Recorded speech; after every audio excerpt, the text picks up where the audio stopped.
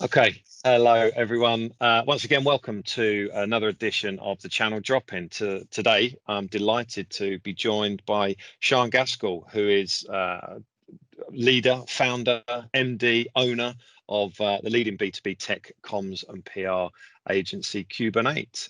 It's wonderful to have you with us today, Sian. Morning.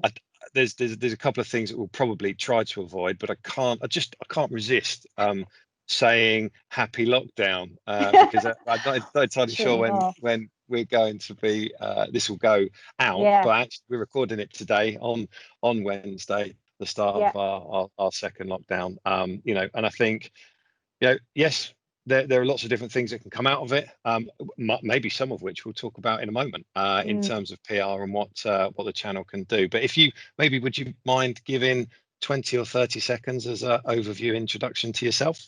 Sure, will do.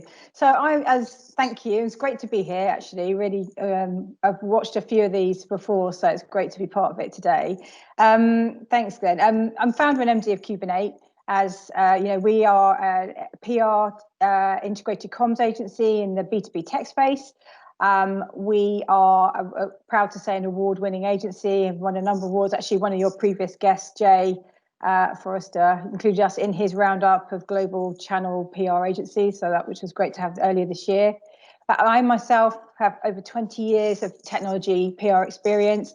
I've worked across the board in agencies from big global networks like Shamwick to setting up agencies such as Hotwire and being a founding director there. At CubanEight, I set up over 11 years ago now. We work across the B2B tech space. Everything from cybersecurity, enterprise software, SaaS companies, and helping to build brands, build campaigns that will help to establish brands and also build better businesses in the tech sector. So it's great to be here today. Very good, very good. Okay, so I think we all by now know how this works. You and I have a bit of a chat. This is your platform to deliver some expertise and drop some gold on our lucky viewers and listeners. So today, the topic of choice is PR, and it's an interesting one. Obviously, I'm an owner and CEO of a marketing agency, and we work, hand in hand with PR, and it's kind of, I guess, a slightly easier for us to understand and how the fit is. But for the likes of those people that might have a perception around it, or an interpretation, or a misinterpretation, or a misunderstanding, maybe we can set this up today with just a simple question that is, what is PR and what is the value that PR can bring to the UK and global IT channel? Sure.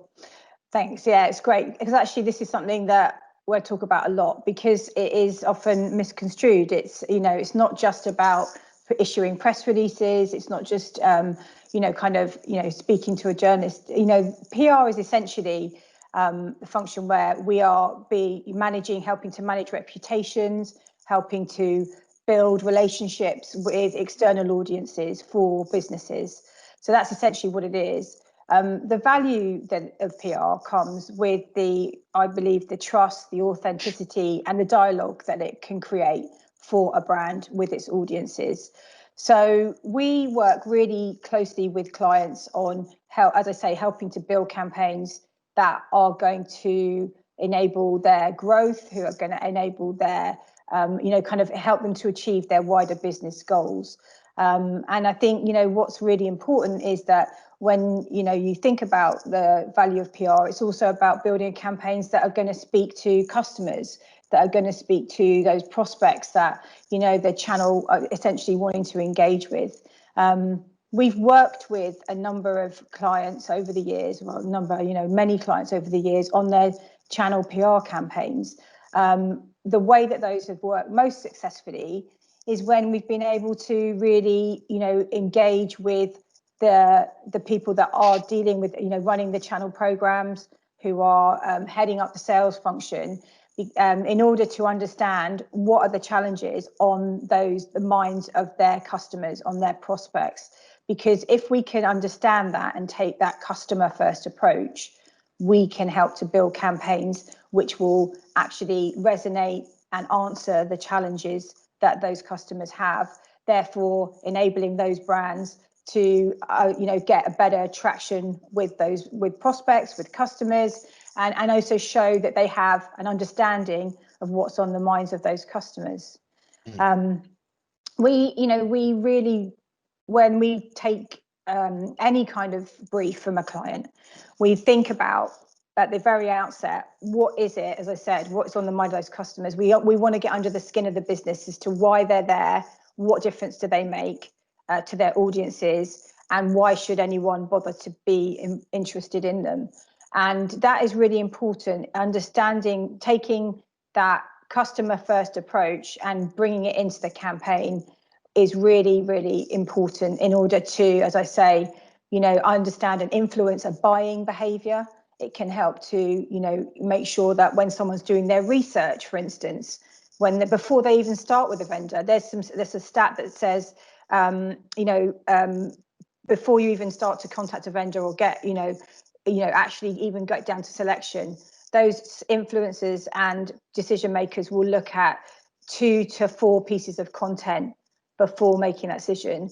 And what we want to do with our campaigns, and what we can do, and we do successfully, is you want to have information and content out there that's coming from you as a brand or, as a distributor, etc., to say, we fill that gap. We can be the person or the vendor that you're looking for, or the partner. So that's really important, because if you're not doing it, then your competitors will be. I think PR has become, during this time, as you say, first day of the second lockdown, it's just become even to the need to communicate and to keep your message out there has been really important. And it's not just about a message, it's about demonstrating empathy, being authentic, understanding the challenges that your customers face. So I made a few notes there. And I like some of the things that the way you've described it now. Managing reputations. That's that's a really nice way, I think, of wrapping this up. And you use the words trust and authenticity a couple of times. Now, as we know, typically and historically, the channel has lived and thrived and succeeded on face-to-face events, right? Yeah. Conferences, sales kickoffs, general get-togethers, big exhibitions and conferences and things like that, which A, have completely stopped for the last 6 months, and B, I genuinely believe we've seen the change in that forever now. As far as I'm concerned, I don't think it's going to go back to how it was, which is the channel being based so relying so heavily on these types of events. So when you're talking about reputations and you're talking about communication and interaction and trust and authenticity, how can you do that? How can you do that in an environment that doesn't, at the moment, encourage any type of personal face-to-face interaction?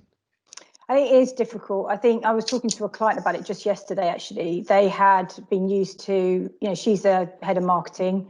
It was actually to do with an award, actually, that they were sponsoring and they were part of.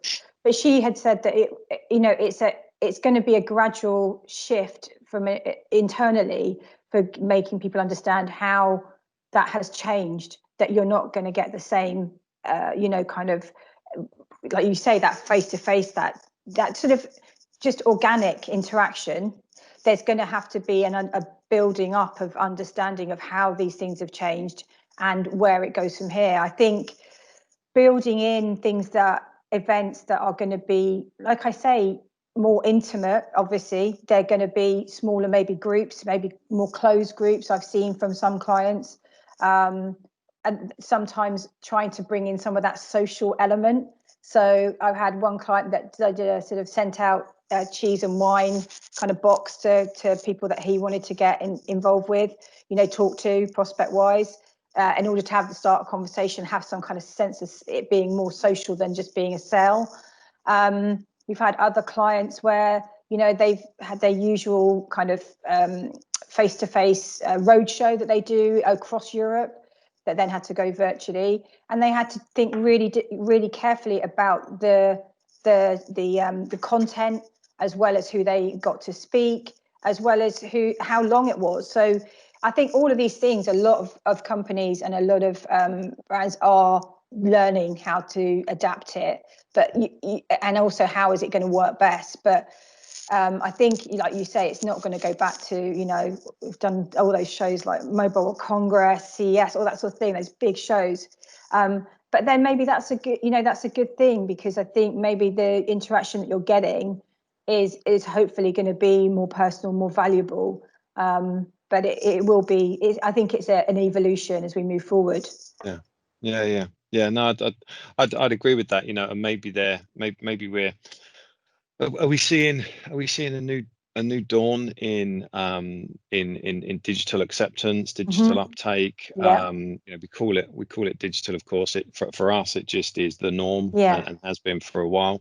Are we seeing maybe this is again, an exaggeration and an expansion of a more targeted approach, a more intimate approach, rather than the kind of the broad brush, the general awareness, where let's hope if we sponsor a massive event, people will see our logo and that will be a good thing. Let's try and get an article or an advertorial or something like that in either a magazine or online, and hopefully someone will see it. And then is there, are we going to see less of that, or are we going to see more of that? Are we going to see more targeted approaches when it comes to content and tactics? I definitely think that's the case. I've seen more of that even just in the last few months.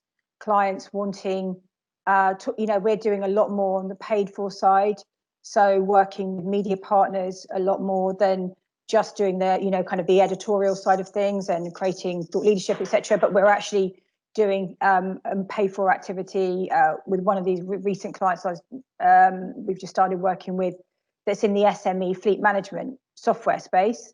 And they just want to get some really strong traction into particular verticals, and that's the way that we're going, because also it's measurable.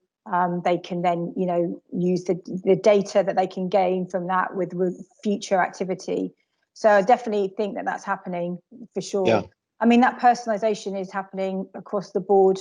If you look at the shift for all, particularly thinking retail right now, that shift to digital because of having to, and there is out there this ability to use, we work with a lot of companies in the marketing tech space, this ability to use real personalization, in order to kind of get those sales and get that, kind of in customer engagement. In terms of the managing the reputations piece, is it complicated? Is it something that needs to be a complicated matrix of creating lots of different things in lots of different places, and being able to constantly get messages out and content out, and how do you stand out?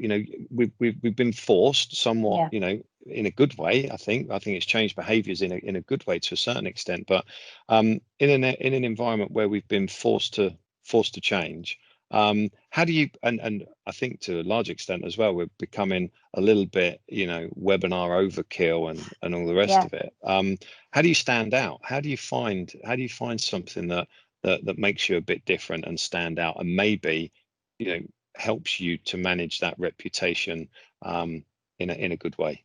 Yeah, it's a good question. I think it does start with really understanding who you are as a brand, who you are as a business, and that that can come from very much from a founder or the CEO, or it also can be facilitated by having a really strong comms platform, I suppose, really, where we often work with clients where who are at a phase where they may have scaled very quickly, and then they need to they're thinking about their positioning, and working with them to say, like, who are you, why do you matter, what is it that you bring, what do you kind of actually mean to the different audiences that you're trying to reach, because like you're saying, you could be putting the different messages out to different audiences, but ultimately you still want to have that umbrella kind of,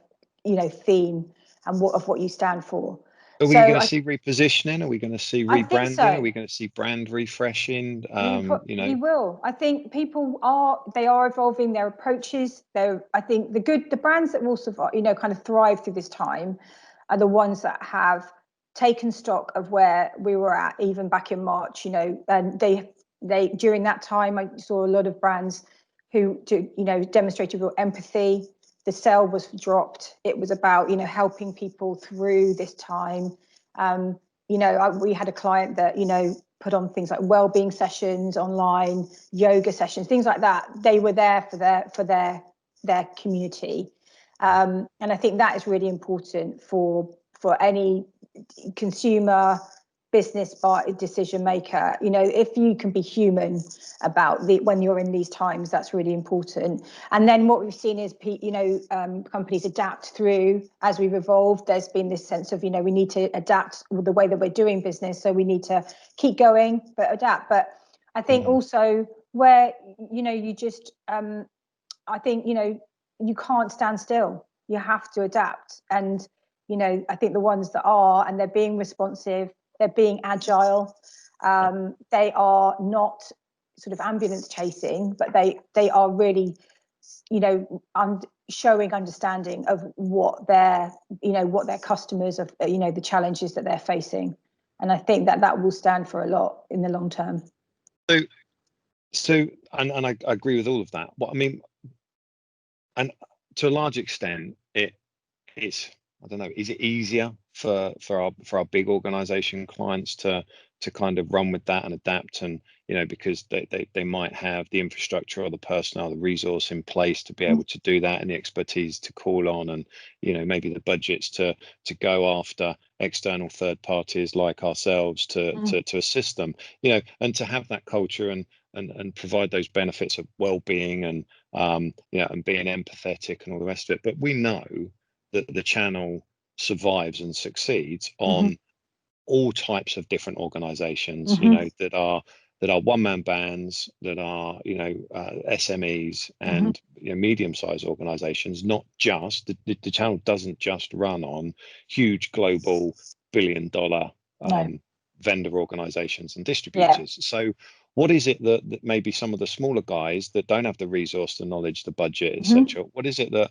and I don't mean that in a derogatory term, of course I don't, but we've still got, we work with resellers of 20 people and MSPs of 50 people, and you're still talking about 2, 5, 10, 20 million pound organizations, but they don't have dedicated resource or expertise or knowledge or even time to deal with some of these things, because their day is constantly thinking about the next sale. So how can they use some of this information and advice that you're sharing in their everyday work that is achievable for them in the same way that's potentially achievable for Microsoft and Dell and Lenovo, all of those guys? I think regardless of size, I think you can. We've run channel PR programs, like I say before, and I think there are sort of, I suppose, 2 or 3 key elements to it that you could employ regardless of size of business. There's a group of media out there which we know, obviously Microscope, CRN, they want to be kept up to date. So if you can build a relationship with them, kind of share news, that sort of thing. That's what they're interested in. They're interested in news. They're interested in, we used to do regular kind of quarterly briefings with them for certain clients where we would update on strategy, etc. What was going on within the channel for those businesses. So those sorts of things, that's important, just keeping that media audience up to date. They welcome that. The other thing is also amplifying your voice or your opinion about things that matter to your audiences. And you can do that quite simply on LinkedIn. If you have updates or opinion, or seeing a trend that's happening, that matters to your audience, then share it. Do that on LinkedIn. That's a really, really effective way of building a channel, a channel to you. So and to try, to generate interest. So I would definitely recommend that as well. But I think again, just be also, that was the third thing. Whenever there's anything that's really part of a bigger picture.